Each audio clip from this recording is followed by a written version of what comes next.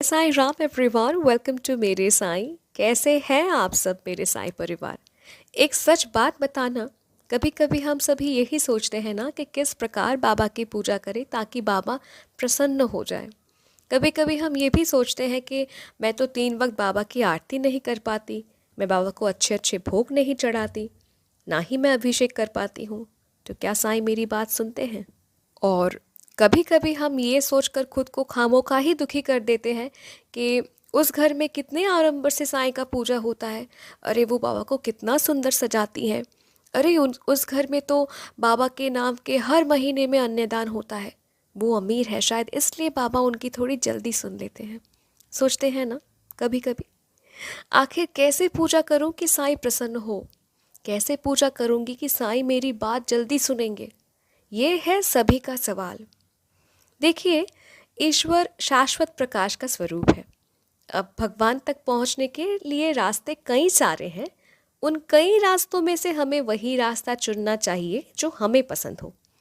पर हम जिस भी रास्ते पे चले, हमें ये नहीं भूलना चाहिए कि हम सिर्फ और सिर्फ एकनिष्ठ भक्ति से ही साईं तक पहुंच सकते हैं। कुछ लोग होते हैं जिन्हें भक्ति का मार्ग आसान लगता है। कुछ भक्त ऐसे होते हैं जो साईं की महिमा सुनकर, उनका नाम जाप करके और ध्यान करके साईं को महसूस करते हैं।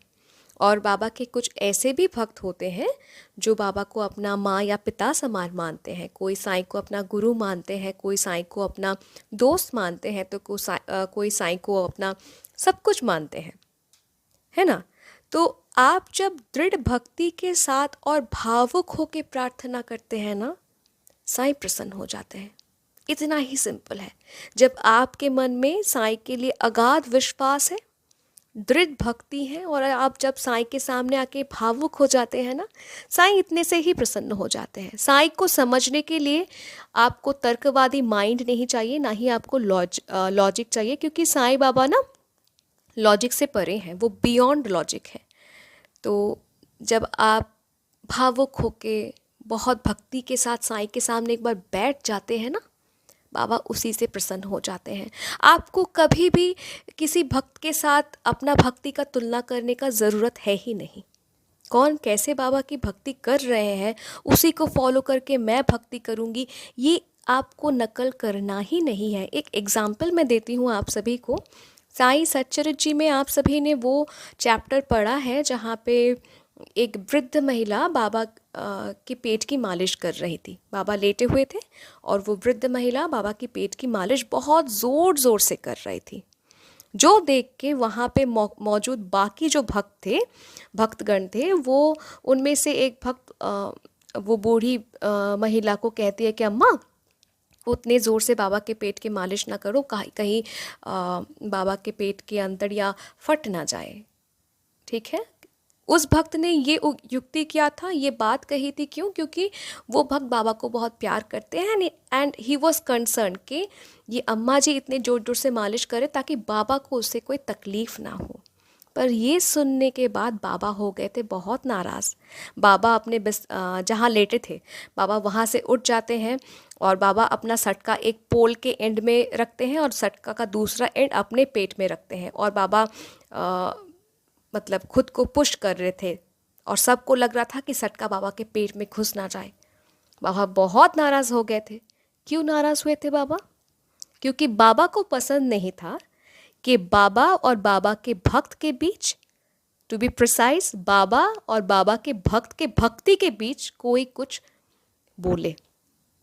क्योंकि बाबा को सिर्फ आपके भक्ति से, इंडिविजुअल भक्ति से लगाव है।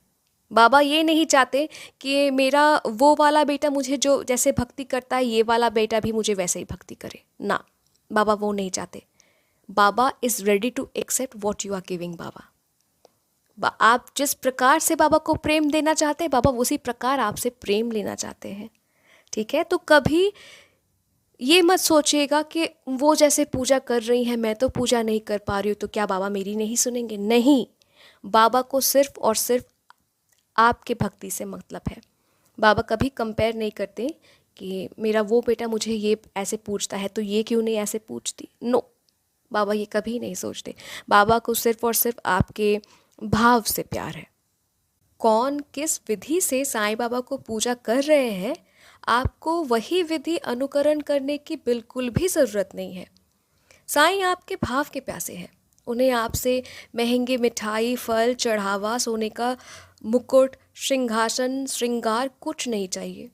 साईं को आपसे सिर्फ आपका सच्चा भाव चाहिए, उनके प्रति दृढ़ विश्वास चाहिए।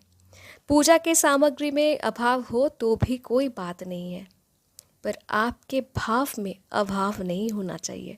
सच तो ये है कि हम साईं के जिस भी रूप में पूजा करेंगे, साईं उसी रूप में हमारे सामने प्रकट हो जाएंगे। और एक बात, जब आप गरीबों की मदद करते हैं ना, जो जिनको मदद की ज़रूरत है, जब आप पशु पक्षी की सेवा करते हैं ना, तो साईं उससे भी प्रसन्न हो जाते हैं।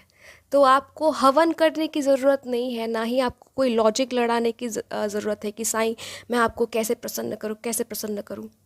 साईं से प्यार कीजिए, पशु पक्षी से प्यार कीजिए, गरीब इंसान से प्यार कीजिए, सब में साईं को ढूंढने की कोशिश कीजिए, साईं प्रसन्न हो जाते हैं। इतना ही सिंपल है। ये बात याद रखिएगा कि अगर हमारे हृदय में साईं के प्रति सच्चा प्रेम उमड़ता है, तो ऐसा दिव्य प्रेम का क्या कहूँ तीव्रता, ऐसा दिव्य प्रेम का तीव्रता ही हमें किसी न किसी माध्यम से साईं तक पहुँचाने के लिए मार्गदर्शन करती हैं। हमें तो बस अपना मन पूरी तरह साईं को समर्पित करना चाहिए, और बाबा के अन्य भक्त बाबा की पूजा कैसे कर रहे हैं उसका नकल बिल्कुल भी नहीं करना चाहिए, क्योंकि साईं बाबा कभी भी अपने भक्तों का, ना ही भक्तों के भक्ति का तुलना करते हैं।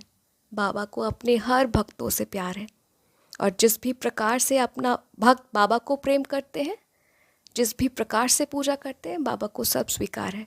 ठीक है, तो मन में आपका दृढ़ विश्वास होना चाहिए। खुद को समर्पण कीजिए साईं के चरणों में, और बस प्रेम से बाबा की तरफ एक बार देख ही लीजिए ना, बस बाबा आपकी रिस्पॉन्सिबिलिटी ले लेंगे। तो साईं को प्रसन्न करना कोई रॉकेट साइंस नहीं है, साईं को प्रसन्न करना बहुत आसान है। ठीक है, जय साईं राम।